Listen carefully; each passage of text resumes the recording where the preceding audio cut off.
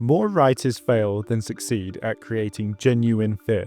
Most horror films will probably make you jump or maybe even feel disgusted, but they still fail at making you afraid. I've been thinking about why most horror fails to create fear, and in this video, I want to show you exactly what I discovered and how we can tap into the psychology of fear to not only scare, but terrify our readers or our audience. I want you to think about the last time you felt genuine fear. Not startled, not disgusted, real, deep fear. And I bet it wasn't when you saw something scary, as weird as that sounds. It was when you thought something scary might be there. That sound downstairs when you're alone.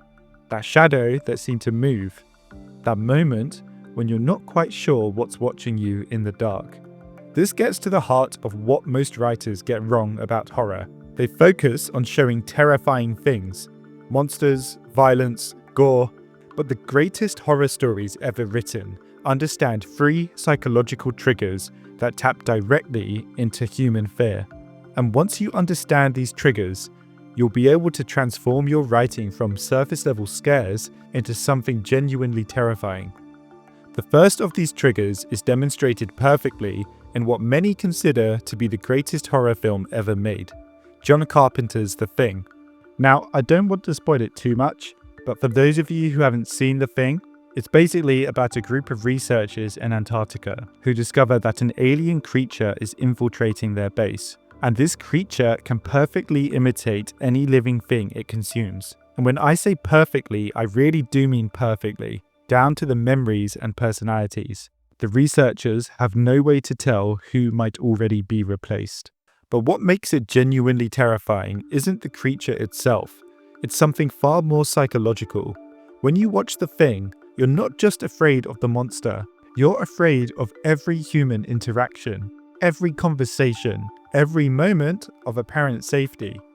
This reveals our first trigger. Fear lives in uncertainty.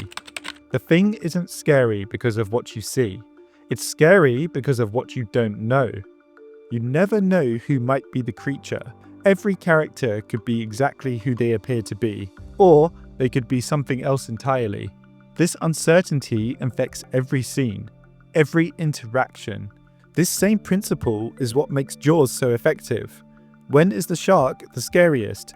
It's not during the attacks. It's during those quiet moments when you just see calm water, knowing the shark is there, but not knowing where. Spielberg understood that the unseen threat in that peaceful ocean was far more terrifying than any visible shark could be. The anticipation is what builds dread. Many writers try to create fear by describing their threats in vivid detail. They spend pages crafting the perfect monster, explaining its origins, showing exactly how it kills. In fact, someone I know once sent me his writing to review, and he did exactly this, spending 2 full paragraphs in his introduction describing the monster. But what he didn't realize is, the moment you fully describe something is the moment you kill its power to terrify. Your audience's imagination is no longer engaged. He thought more detail would create more fear, but he was actually doing the opposite. The best horror writers understand that fear lives in the gaps between what we know and what we suspect. They give us just enough information to start our imaginations working, then let us create worse horrors than they could ever describe. And trust me, you will never be able to describe something that's scarier than what the mind can conjure up. Let me show you what I mean. Imagine we have a character who's sitting at home alone, and then they suddenly hear footsteps. What's the best way to write this to make it actually scary? Let's try this out. I'll flash this up on the screen, and I'll also read it out. Heavy footsteps creaked across the upstairs floorboards. Thump, creak, thump, creak. The sound moved from the guest bedroom towards the stairs, each step slow and deliberate. Whatever was up there was big. Each footstep made the old wooden boards groan under its weight. Now, is this scary? Maybe some people might think so, but in my opinion, we're actually killing the fear here by over-describing. Here's another way we might handle the same scene. Sarah froze. Was that? No, the upstairs was empty. Had to be empty. But there it was again. So faint, she couldn't be sure she wasn't imagining it. Had the sound come from the guest bedroom or the hallway? She held her breath, listening. The silence felt wrong somehow. Do you see the difference here? The second version engages your imagination. It makes you question what's happening, just like Sarah is. You're not just reading about footsteps, you're experiencing that moment of uncertainty. If you're a writer struggling with this concept, try this exercise. Next time you're writing a scene that's meant to evoke fear, write out everything you want to describe about your threat, and then just straight up remove half of it. It's going to feel weird, but those gaps you've created, that's where the real fear will grow. But this is just the start. What makes The Thing a masterpiece of fear generation, and other movies like it, isn't just this uncertainty, it's how this uncertainty feeds into something even more psychologically devastating. Because beneath this fear of the unknown lurks a deeper, more primal terror. The fear of true powerlessness. Our second trigger. Not just being weak, being completely unable to do anything about your situation. Let's look at The Thing again. It's not just that you don't know who might be infected. It's that there's no reliable way to find out. Every test could be compromised. Every precaution could be subverted. Every plan could be turned against you. The characters aren't just facing a stronger opponent. They're in a situation where no solution can be trusted. Think about how this amplifies the first trigger. The uncertainty about who to trust would be bad enough. But when you have no reliable way to resolve that uncertainty, when every attempt to solve the problem might make it worse, that's when fear leads into true terror. And we can also look at Jaws again to see the same principle from a different angle. You're in the ocean, the shark's domain. You can't outswim it. You can't see it coming. You can't even be sure where it is. The water itself and the environment makes you powerless.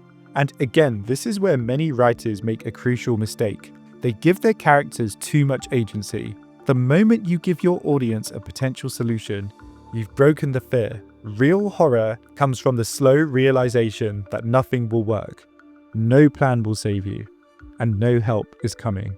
A lot of recent indie and horror games understand this principle perfectly. So games that come to mind for me are Alien Isolation, Amnesia, Phasmophobia, or even Lethal Company. These games don't give you weapons to kill the threats you face. At best, you might have tools to temporarily delay them. In Amnesia, you can't fight at all. Your only option is to hide or run. In Phasmophobia, your equipment might help you detect the ghost, but nothing can stop it if it actually decides to hunt. This complete lack of effective countermeasures is what makes these games genuinely scary. Here's how to use this in your writing. Start by giving your characters hope. Let them try different solutions, but each attempt should just make things worse. Each escape should trap them further.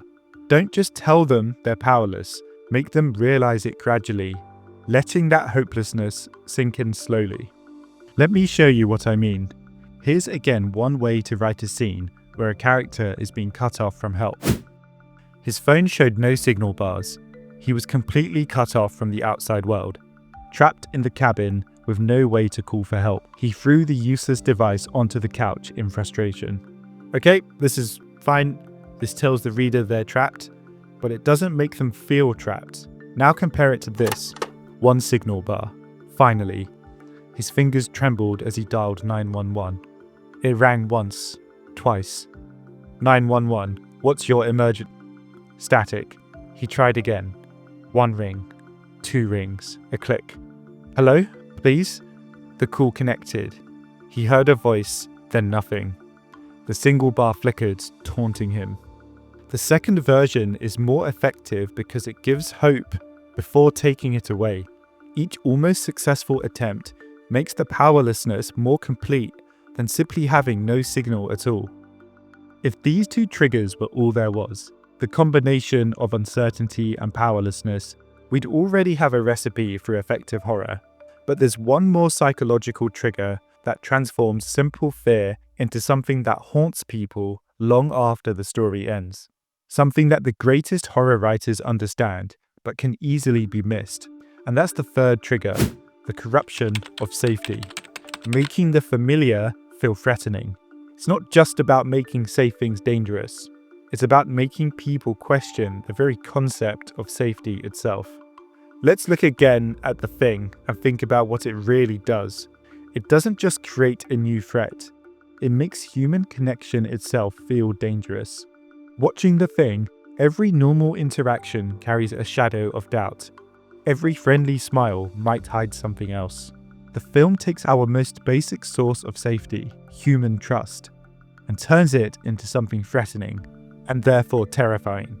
And this is what separates great horror from simple scares. They change how you see the world in the context of the story. Now, these three triggers don't just work separately. They feed into each other, creating a spiral of fear that's almost impossible to escape from. Each trigger makes the others worse. The less you can trust, the more powerless you feel. The more powerless you feel, the more your imagination torments you. And the more your imagination works against you, the less you can trust your own judgment. Let me again break out the typewriter and show you how this works in practice. Here's how a newer writer might try to corrupt something safe. The teddy bear was definitely possessed. Its head had turned completely around and its eyes were glowing red. The family photos on the wall were bleeding, and all the faces had turned demonic.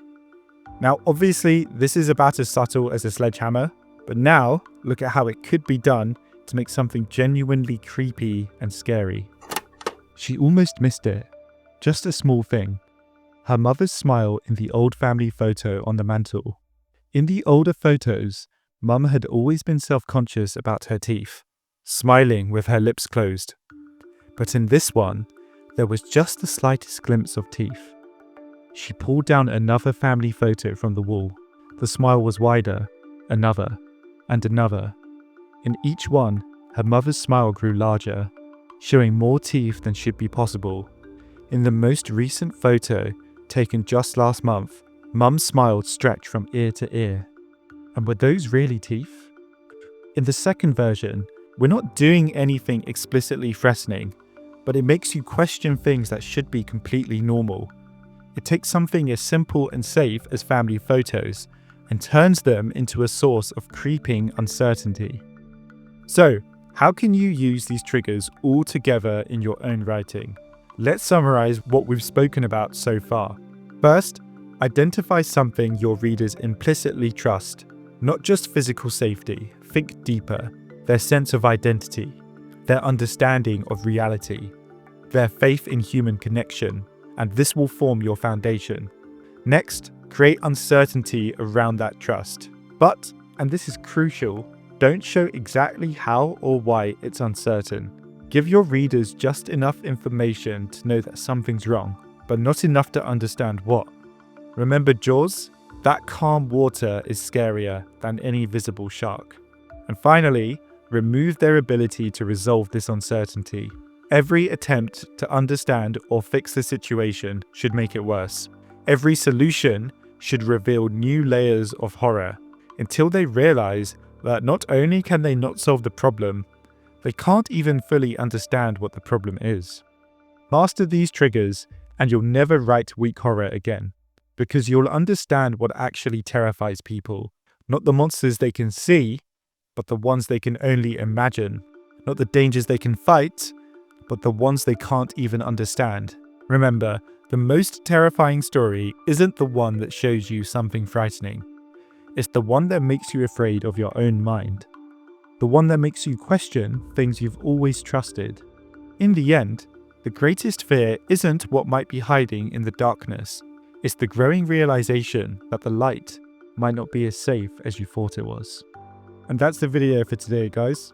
As always, thanks for watching. What do you guys think? Do you agree with me and what I think about writing fear? Are any of you working on your own horror novels at the moment? I'd love to hear about it, so definitely leave me a comment and let me know. And also let me know if you have any other topics or discussions that you want me to cover on this channel. If you liked this video and want to see more, please do like and subscribe, as it does help me and the channel out. And if you really liked this video and really want to support the channel, why not check out the link in the description to buy me a coffee. Thanks again, and I'll see you all next time.